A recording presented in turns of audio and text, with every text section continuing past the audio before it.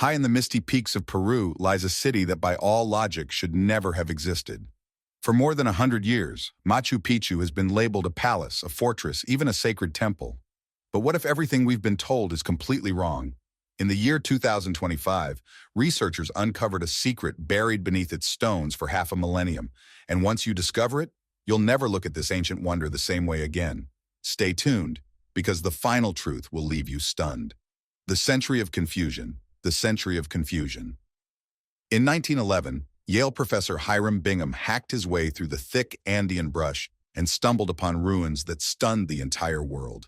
The city seemed to defy gravity, perched on a razor-thin ridge 2,430 meters above sea level. Terraces jutted out over sheer rock, temples gazed across dizzying drops, and stone walls rose straight into the clouds. From the outside, it looked untouched, as if time itself had forgotten about it. Bingham believed he had uncovered the legendary lost city of the Incas. But the Quechua people living nearby had never lost sight of it at all. Yet from the very beginning, the site posed more mysteries than it solved. Unlike other great Inca centers, Machu Picchu wasn't linked by broad roads to the kingdom beyond. There were no traces of bustling markets, trade caravans, or packed neighborhoods. Its gardens, though striking, were far too small to sustain a large population. Instead of a lively city, it looked more like a riddle carved into stone. For scholars, the contradiction was baffling. Why would the Incas construct such an extraordinary place in a location so remote and dangerous? The ridge itself was unstable and narrow, flanked on all sides by cliffs plunging nearly 500 meters into the Urubamba River.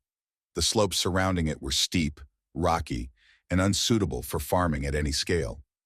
For a society famed for its efficiency and mastery of logistics, the choice made little sense. As the 20th century unfolded, the puzzle only deepened. Temples were aligned with solstices and moon cycles with perfect precision. The stone walls were fitted so tightly that not even a blade of grass could slip between them. Every detail pointed to deep ceremonial purpose, yet none of it explained the central mystery. Why build here at all? Study after study seemed to raise more questions than answers. Bingham himself complicated matters further. He removed hundreds of artifacts and shipped them to Yale, sparking a century-long dispute with Peru over rightful ownership. His claim of discovery wove neatly into a Western narrative that overlooked indigenous memory. From the very beginning, foreign interpretations often outweighed local knowledge. Machu Picchu's identity was shaped less by Peruvians than by outsiders looking in.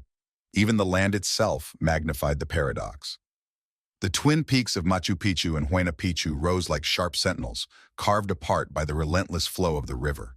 To reach the city, travelers wound through cloud forests and treacherous slopes. Unlike Cusco, the empire's beating heart, it lay outside major trade routes. In a society built on connection, Machu Picchu seemed deliberately difficult to reach. That remoteness made daily life almost impossible. Feeding workers, hauling tools, and transporting massive stones must have been a constant struggle. The terraces carved into the mountainside could grow crops, but not enough to support thousands of residents year-round. And without wheels or draft animals, moving enormous stone blocks was nearly unthinkable. From a practical standpoint, Machu Picchu simply shouldn't have been possible. It was obvious from the start just how risky this place was. The region gets nearly 2,000 millimeters of rain every year, bringing floods and erosion. On every side, the cliffs dropped away in deadly vertical falls. One wrong step on those slippery trails, and you were gone. The constant rain threatened foundations and turned even the most carefully built steps unstable. In every sense, this was the last place anyone should try to build a city. Archaeology backs this up. Evidence shows Machu Picchu was never meant to be lived in year-round. Many of the bones uncovered belonged to workers and servants rather than family groups, suggesting it wasn't a permanent settlement. Its isolation and danger make it look less like a bustling city center and more like something else entirely. So why build here at all if it wasn't practical? The Incas were master planners. They commanded tens of thousands of workers, carved roads across impossible landscapes, and wasted nothing. Machu Picchu wasn't an accident. It looked less like a mistake and more like a deliberate choice, though for reasons hidden from us. But what if the stones beneath Machu Picchu hold a story far older and stranger than the ruins millions of tourists climb every year? The 2025 breakthrough. For more than a century, archaeologists tried to read meaning in Machu Picchu's temples, terraces, and stonework. But in 2025, everything shifted when geologists joined the study. Leading the project was Brazilian scientist Rualdo Menegat, who brought in tools normally reserved for studying earthquakes. Instead of asking who built the city or why, they asked what was happening beneath it. That single change cracked puzzles that had baffled experts for decades. While archaeologists studied artifacts, geologists studied the ground itself. They tracked how the bedrock shifted under the city. Satellite images revealed hidden fault lines. Ground-penetrating radar exposed structures beneath the surface. Electrical resistivity mapped how water and electricity flowed through cracks.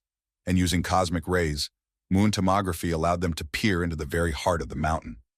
Every technique pointed toward the same revelation. Machu Picchu wasn't just perched on a mountain. It stood at the exact crossing of two massive earthquake fault systems, a natural X.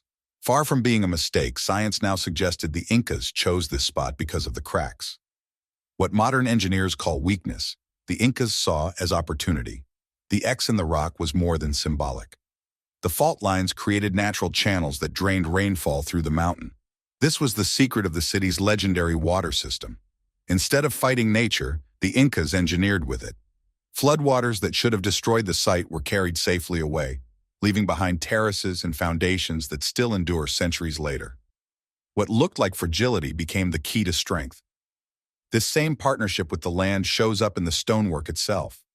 Many blocks weren't dragged from far-off quarries at all. They were split directly from fractured bedrock beneath the site. Natural cracks provided ready-made seams, making it easier to carve massive granite stones.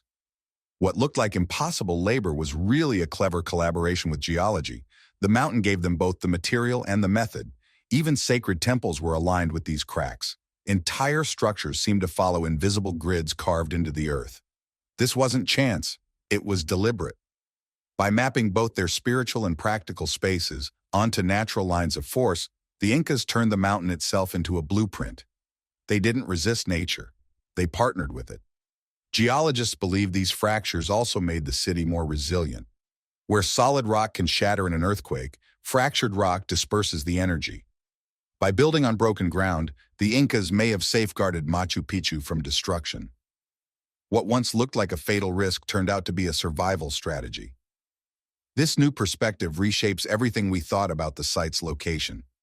Scholars once argued Machu Picchu was chosen for defense or trade. Geology now shows it was chosen to harness the very energy of the earth. Where modern engineers see fault lines as flaws, the Incas saw them as opportunities. That mindset is clearest in their control of water. The Andes are battered by torrential rains that could have wiped the city away. Yet the cracks beneath Machu Picchu worked like veins, channeling excess water into controlled paths. Stone drains didn't fight erosion. They enhanced what the mountain already did. That partnership is why Machu Picchu has survived centuries of violent storms, but the meaning goes beyond engineering. To the Inca, mountains were sacred beings, alive with power. Building at the crossroads of two earthquake faults wasn't just practical, it was symbolic. The Great X beneath Machu Picchu joined land, sky, and humanity in a single sacred space. What geologists now call fractures, the Incas may have seen as holy crossings. Even their legendary stonework becomes clearer through this lens. For centuries, scholars wondered how massive blocks were shaped so perfectly. The answer lies in the bedrock itself. Natural cracks gave the Incas ready-made seams, allowing them to split and shape stones with astonishing accuracy. What looks like lost technology was really ingenious use of the land. Seen this way, Machu Picchu is far more than an architectural marvel. It is a masterpiece of Earth itself. Every terrace, canal, and wall is a conversation between people and nature. The mountain gave the Incas cracks, water, and stone, and with them they built a city that endures to this day. The rocks. The stone's secret gifts.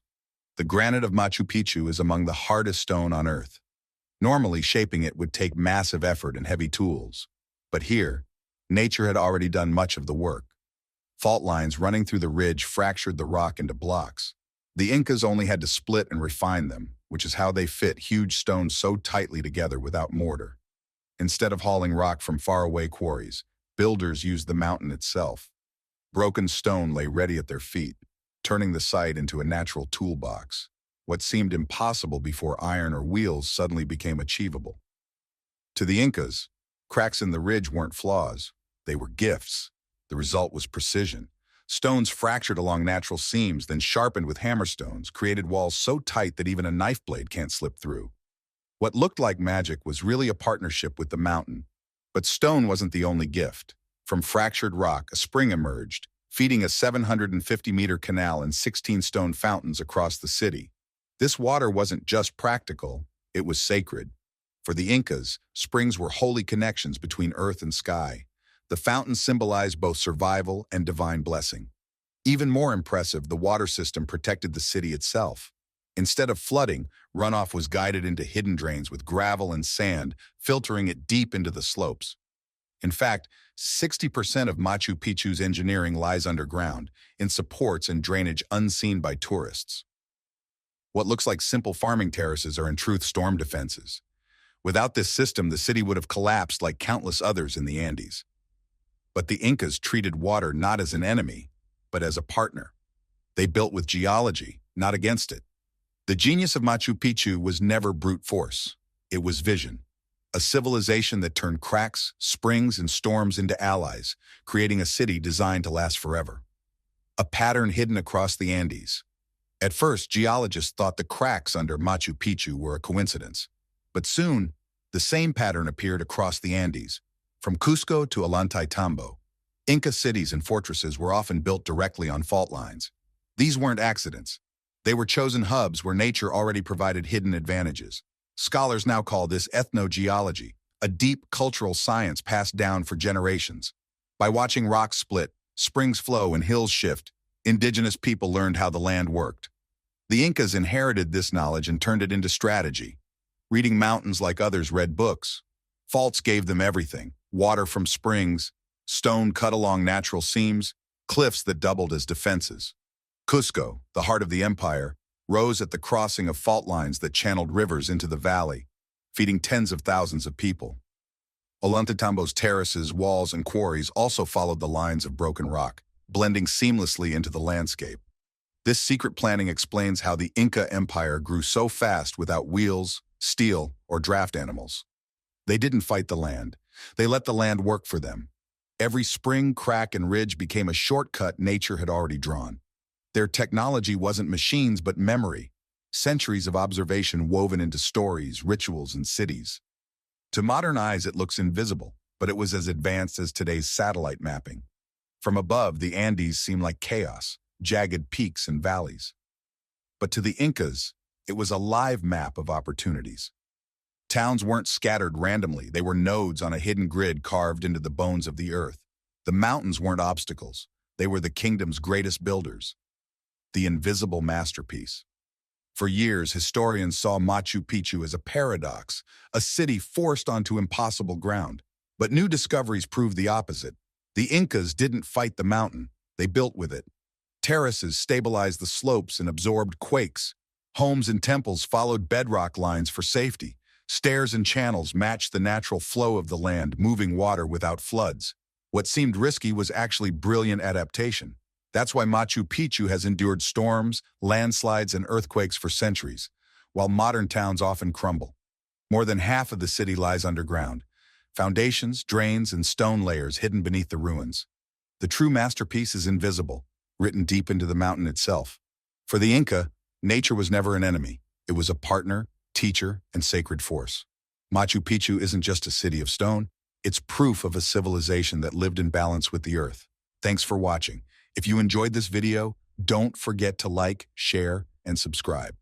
And click the next video on your screen for more amazing discoveries.